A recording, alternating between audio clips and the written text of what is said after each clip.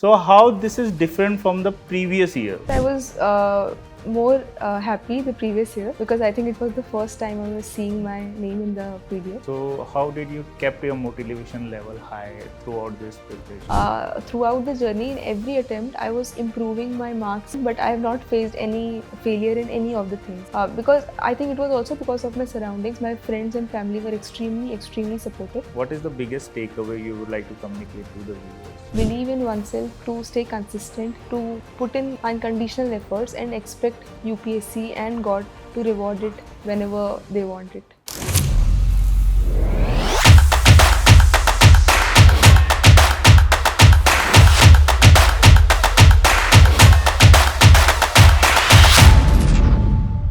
Hello and welcome to Toppers Edition by Vision IAS. Today we have Poorva Agrawal, AIS 65 this year. She is already in service and she cracked this top 100 rank in a third attempt. She has done her graduation and masters in economics and she also pursued her optional with economics. So let's talk about what her journey is and what is her view about this whole UPSC civil service exam. Welcome and congratulations, Poorva. So, Poorva, before we start, you have now seen your name in the holy PDF twice, right? So, how this is different from the previous year? Sir, I was more happy the previous year because I think it was the first time I was seeing my name in the PDF. This time, I was somewhere expecting that the name would be there, though I was not sure of the rank. And the everything which was happening, it was happening for the second time. So this was so I was more excited and happy the last time compared to this time. But you were more relieved this time, like that. Sure, definitely. So, let's start from where did you first thought about becoming a civil servant? So, when that first thought about civil service came in your mind? So it's difficult to identify and pinpoint one exact point. It happened over a course of time. I had during my college, I had pursued an internship at Singapore, at Barclays, and after that, I realized that private sector is not something I would want to continue in. And simultaneously, during that period of time, a few of my seniors from college had cracked this examination. So that also kind of gave a push, and I realized that I can also go forward into this direction, and that is how I gradually started moving towards it. So, when did you thought, ki, okay, now I will prepare for civil service? So, how did you approach this preparation from the get go? So somewhere around late 2021, I started my preparation properly, and my first thing was to start with the basic book list. I focused on giving it a proper read, and then focused on their multiple revisions till the exam. Okay, so let's talk about prelims. It is now almost 1 month away for the next attempt. So, what is your philosophy of prelims, or how do you approach prelims? For me, there have been three important pillars for prelims preparation. One is, as I said, revision of the basic book list multiple times. Second is the previous year question solving in analysis for trends. And third is solving mocks. These have been my three pillars. So, revision and then PYQs and mocks. So, that is how you go through prelims. And like, how much time do you devote to these things specifically for prelims? Let's suppose 2-3 months before. So, what is your whole approach till the exam?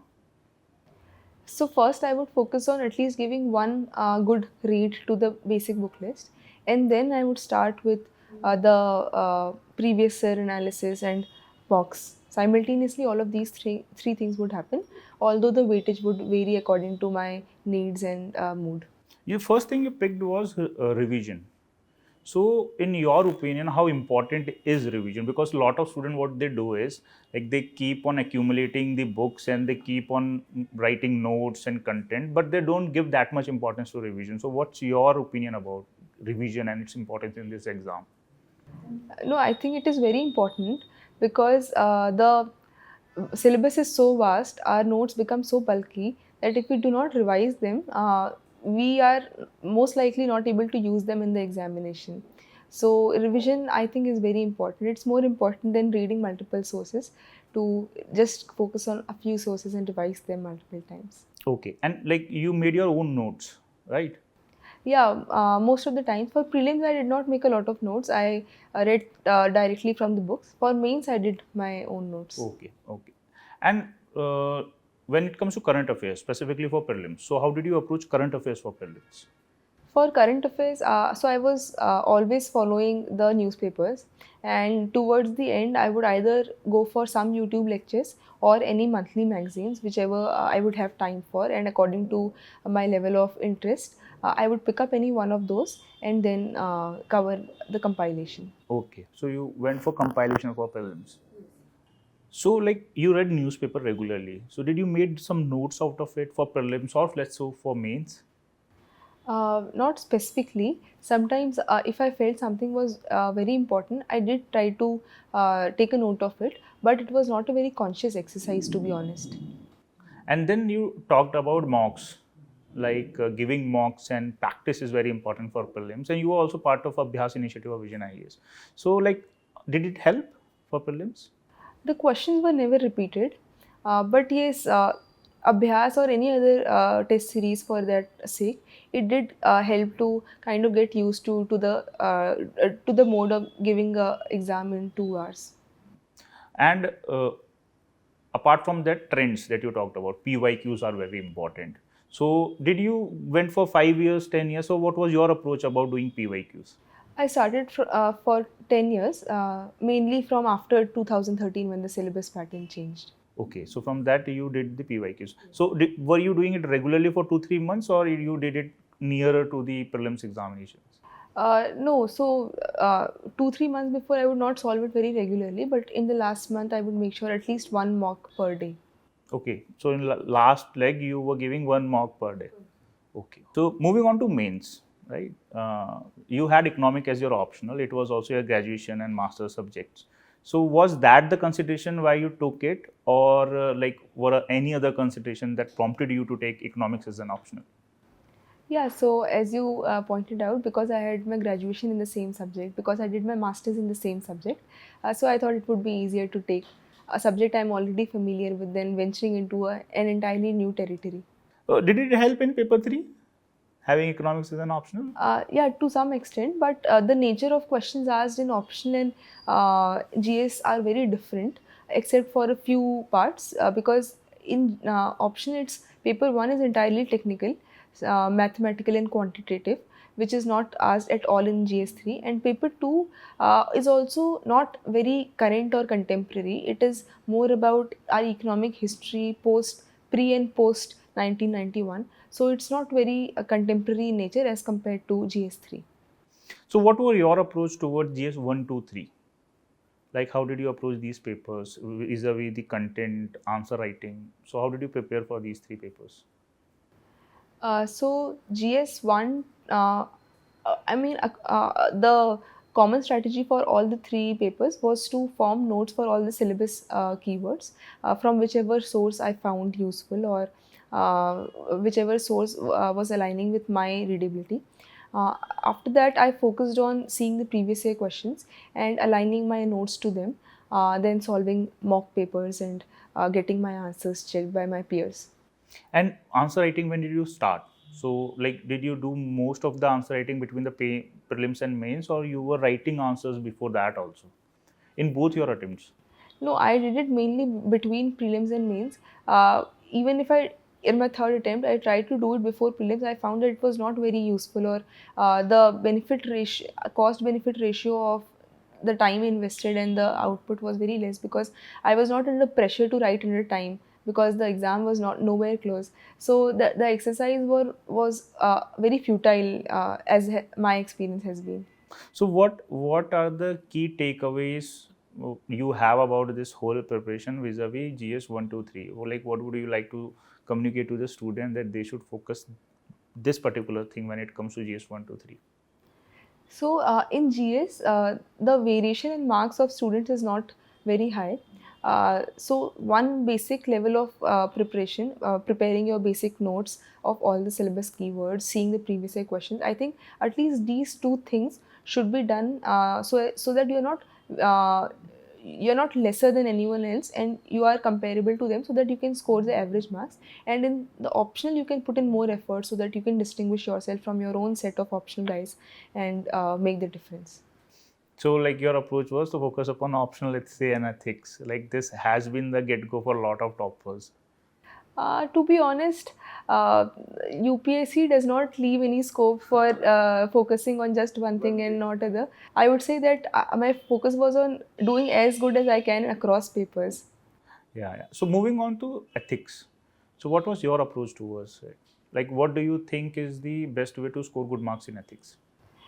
So in ethics, for case study in part one, I would address both of them separately.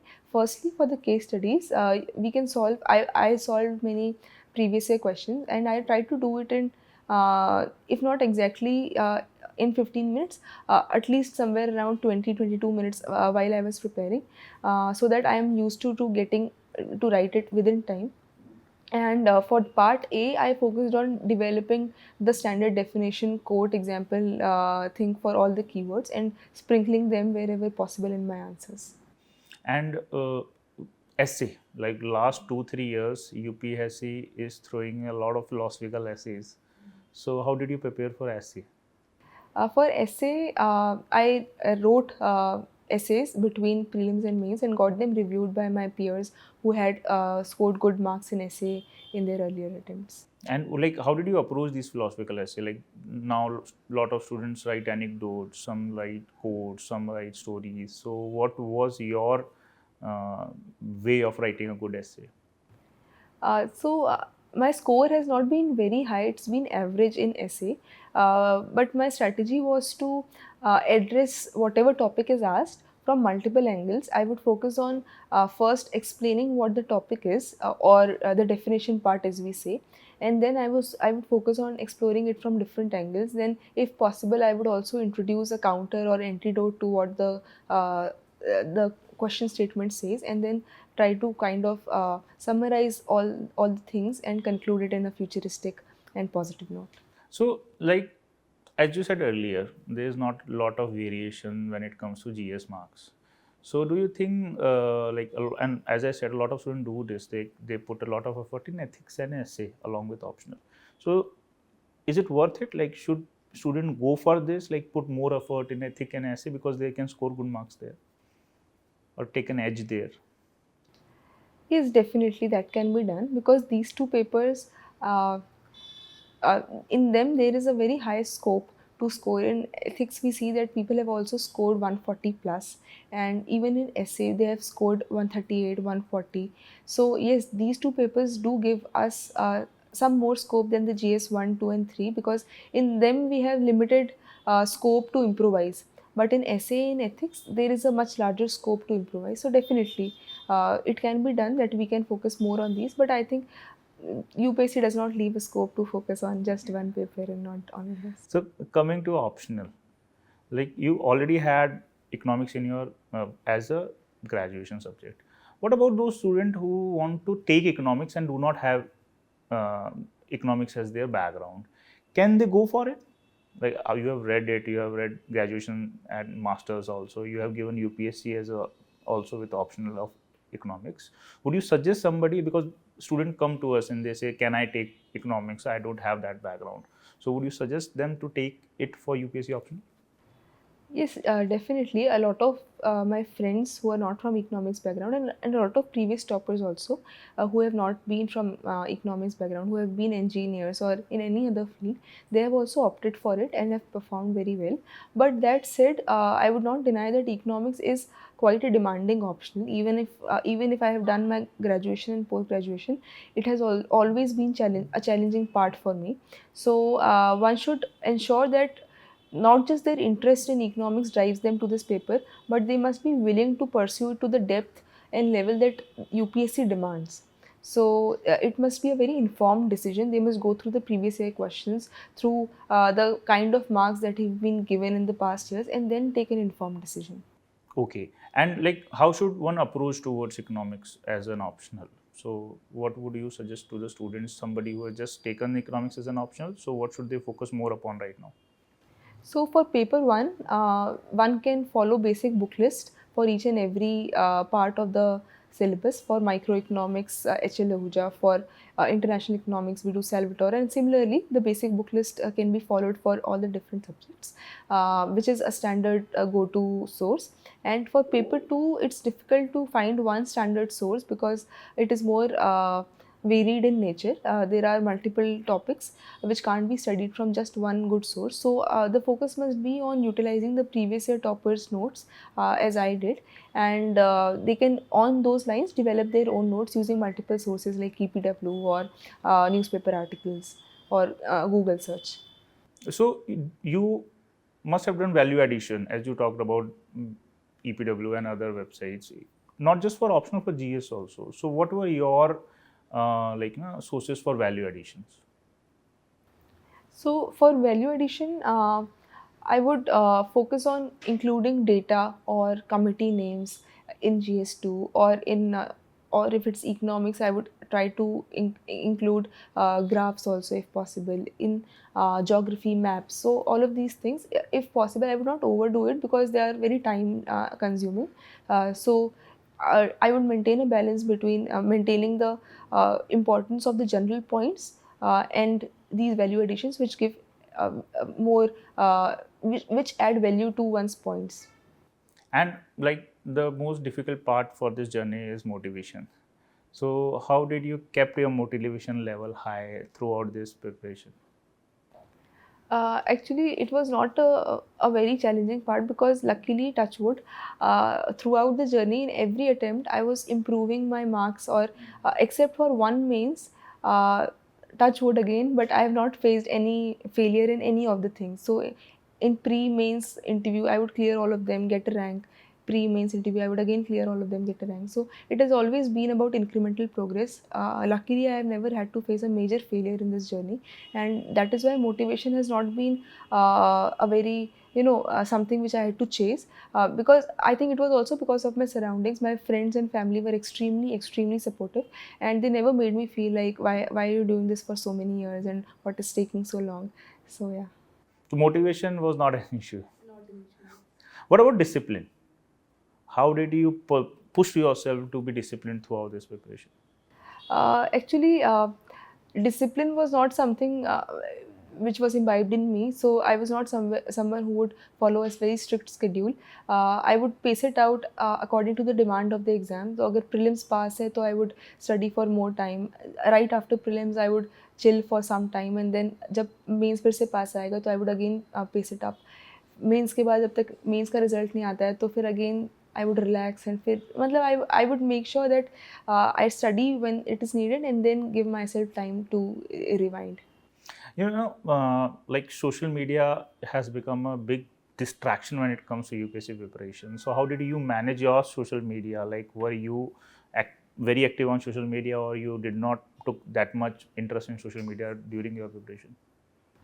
For social media, I would maintain a balance. I would not give it too much time. I would use it selectively, and I would make sure that every night after I am done with my studying and I go back to bed, I would give myself 1.5 hours to do whatever I want, to watch Netflix series, to binge watch on YouTube, so that in those 1.5 hours I'm done and dusted and ready for the next day. And like time management. So let's talk about it. So how did you manage your time? So let's suppose now 2-3 months are there for prelims, or 2-3 months are there for mains. So what was your time in those 3 months or 4 months? What would you do more? How would you divide time between various subjects or optionals? Actually, I was not very good at planning and then following it.